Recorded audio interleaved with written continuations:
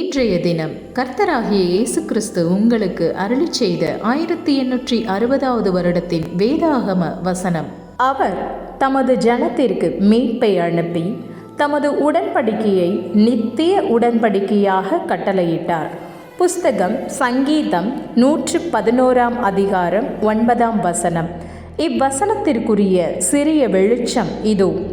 நீங்கள் சில மனிதனின் ஞானத்தின் மீதும் சில ஸ்தாபன அமைப்பின் இறையியல் மீதும் உங்கள் தாயினுடைய சபையின் அங்கத்துவத்தின் மீதும் சில விசுவாசமான போதகர் மீதும் நம்பிக்கை வைத்துள்ளீர்கள்.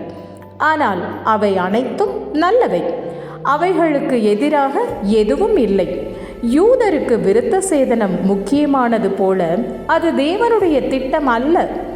நான் இரத்தத்தை காணும்போது அது மட்டுமே. இன்று பரிசுத்த ஆவியானவர் தேவனுடைய உடன்படிக்கை மக்களுடன் தேவனுடைய உடன்படிக்கையாக இருக்கிறார்.